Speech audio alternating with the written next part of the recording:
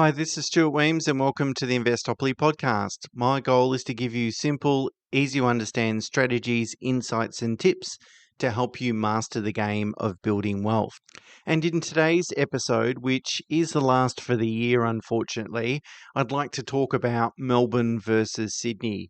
Sydney's housing market has performed robustly since the early 1980s. The median value over very long periods of time has essentially doubled in value every decade, which is pretty significant. And in fact, there's plenty of suburbs that have outperformed the median value.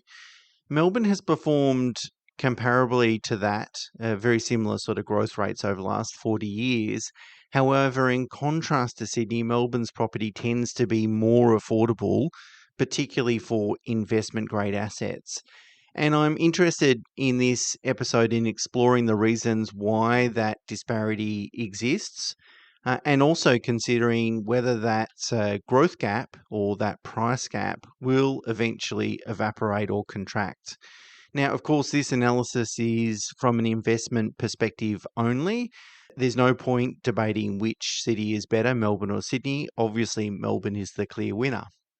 So the first thing I did is charted the property prices, so the median house price in Melbourne and Sydney, to determine its relative value. So that is, how much more expensive is Sydney compared to Melbourne on a median price basis? And at the moment, it's 1.64 times more in Sydney, the median house price is, compared to Melbourne. The average differential is 1.36 times. So Melbourne is relatively cheap compared to Sydney at the moment by historical standards. And that could mean that either Sydney's overvalued or Melbourne is undervalued, or it could be a combination of those two factors. And I've drawn some trend lines on this chart. Of course, you'll find the link in the show notes to the blog on the website, which contains these charts as it always does. And I've drawn some trend lines, and really between mid-80s and mid-2000s, Sydney's property price escalated in relative terms. So Sydney got a lot more expensive.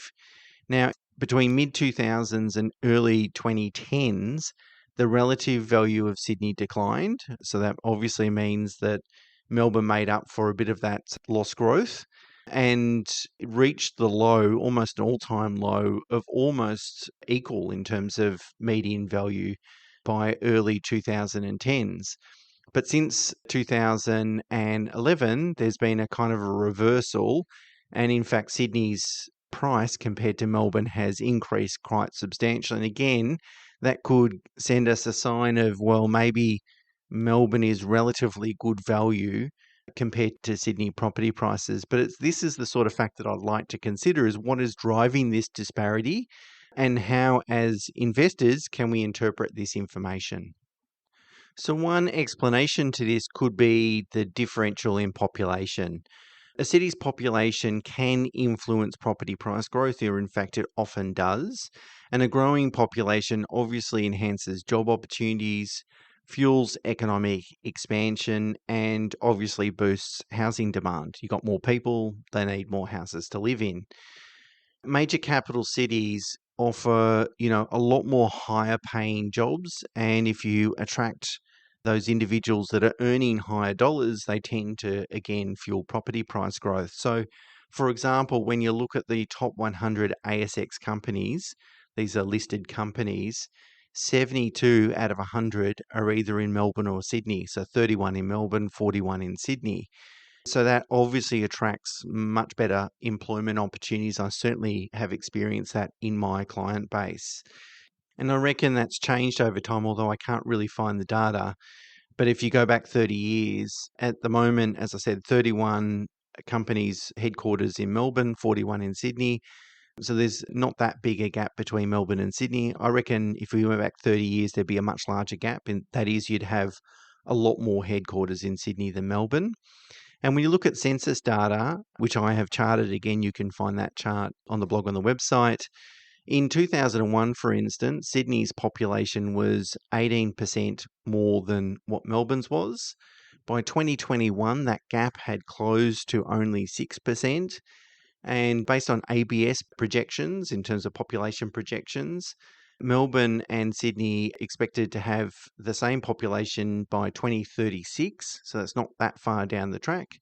And Melbourne's population is projected to exceed Sydney's from there on in.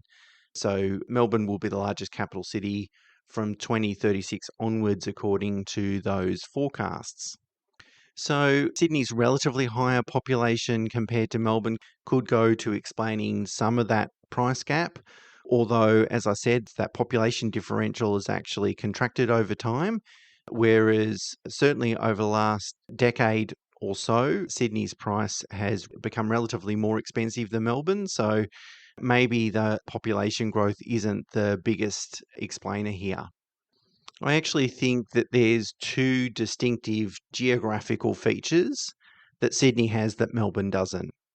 Firstly, Sydney's encircled by national parks and mountains, which they pose challenges to really accommodating that growing population because there's limited supply of available land, whereas Melbourne is much more spread out and can continue to spread out beyond the outlying suburbs.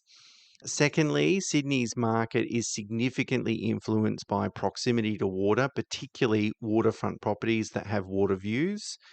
The city's extensive harbourway stretches from Watson Bay down to Melrose Park. And along the suburbs of the northern and southern coast, they also offer a lot of water views and walking access to renowned beaches like Manly and Bondi and so forth.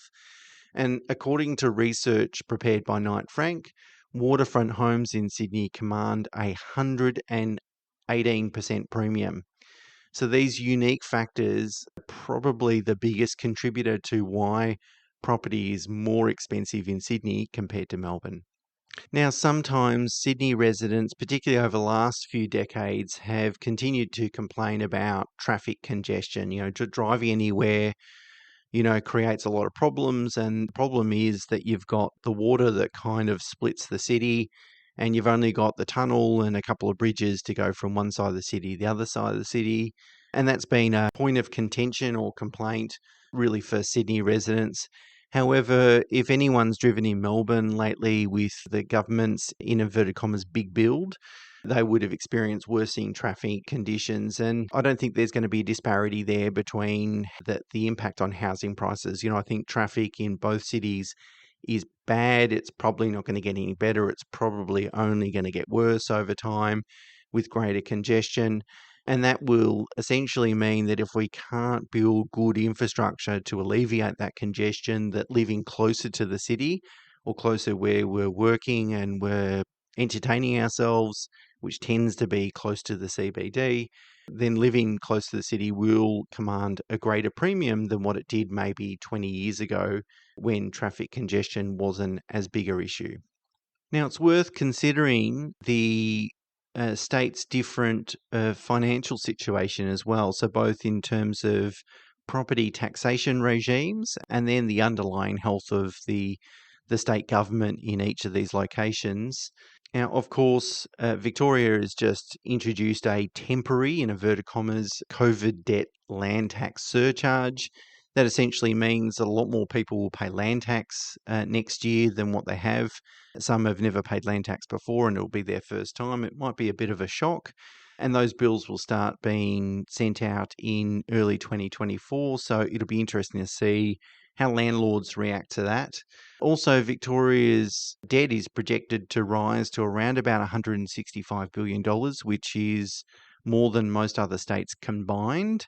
And that will undoubtedly put a strain on the state's financial position.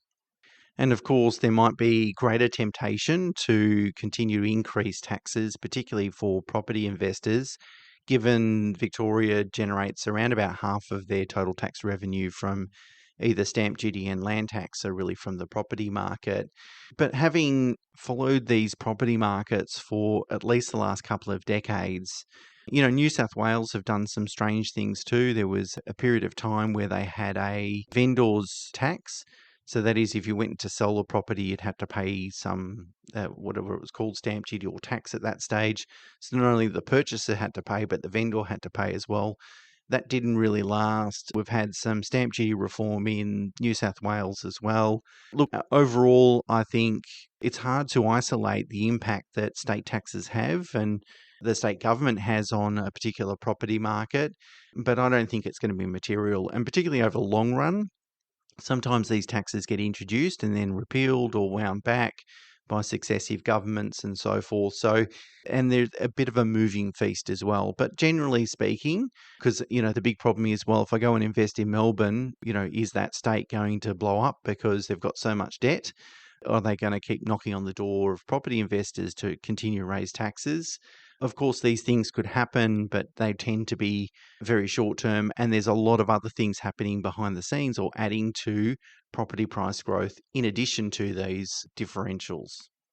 So, in summary, I don't think it's going to be a big deal in terms of Victoria's debt position or its impact on rolling out higher land tax, at least in the long run. It might do in the short term, but not in the long term. So really, when it all washes down, it's really probably those geographical factors in that, firstly, Sydney is surrounded by national parks and mountains, and so it's very difficult for that city to spread out. And then secondly, a lot of properties, the prices of properties are stimulated by their proximity to water or water views. And it's those two geographic elements that are probably driving Sydney's property values higher than what they are in Melbourne in terms of relative value. And I think it's good to say, okay, that's great. What can we learn? Because as I said, the actual long-term average percentage rate since 1980 isn't that different between Sydney and Melbourne. It's just that there's a price gap. And so percentage-wise, you're still achieving a good return even investing in either of these markets. So what can investors then learn from this? Well, firstly, we can learn that Melbourne is relatively cheap compared to Sydney. It's more affordable for investors, and for looking for an investment grade property, we don't have to spend as much. Both markets will probably perform very similarly over the next 20 or 30 years. So it's not really saying one market is better. It's really just saying one market is more affordable. But if we really dig down and have a look at what has driven Sydney property prices, I guess what it shows is that if a property has some scarcity, it's likely it's going to outperform other properties. So for example, if it's got a unique feature like captivating water views, in Sydney, you can assume that you're going to probably outperform the median. So it's really that scarcity element. So what can we have in Melbourne that adds to scarcity? Well, we don't have the Sydney Harbour, right? And, there's properties along the beaches along Port Phillip Bay, which are very attractive, but, it's a pretty flat area. So unless you're right on the beach line, you're not always going to get those views. But there are some properties that do offer panoramic views around Melbourne. So those properties around the Royal Botanic Gardens, Albert Park Lake, Fitzroy Gardens, even some older style apartments might have, some of the cityscape or Yarra River views, Port Phillip Bay, those sorts of things. So those views can be a unique factor.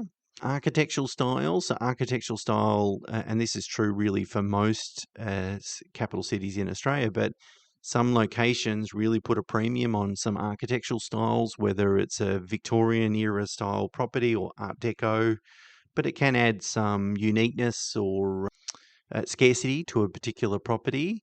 Vibrant lifestyle hubs, so properties near sort of really cafe culture rich areas, vibrant dining precincts, entertainment hubs, these sorts of things.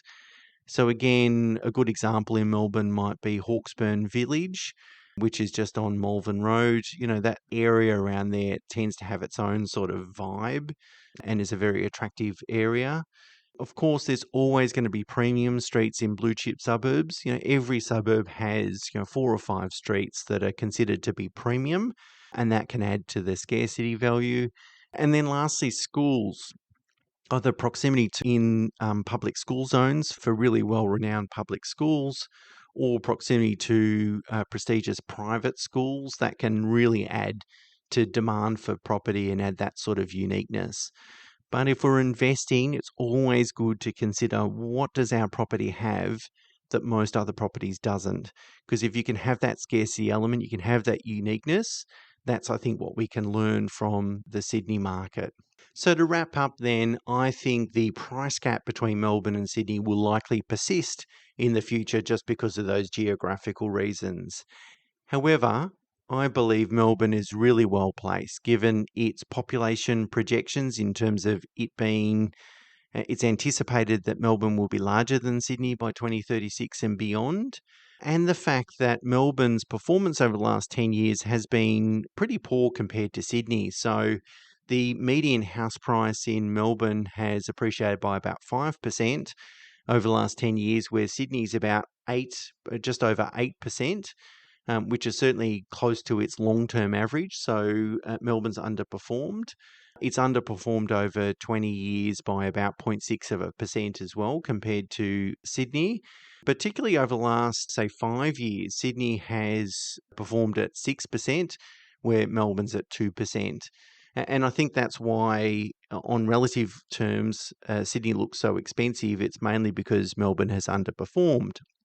But given those population projections, the fact that when you look at that very long-term growth, there's not a big differential. So over 40 years, for example, Sydney's 7.6% and Melbourne 7.3%. So there's a differential there, but that's probably because we've underperformed, or Melbourne's underperformed for the last 10 years. But it does show over very long periods of time, Melbourne and Sydney will perform relatively similarly. It's really just about what price point are you getting in, what stage of the market are you getting into that particular market. Okay, check out the charts that I have on the blog and the website. I hope you have a fantastic Christmas. I'm looking forward to sharing lots of new and interesting content with you next year. I've got some more help to allow me to spend more time on developing this content and writing the content. Have a great Christmas and look forward to sharing that with you in 2024 and beyond. Cheers.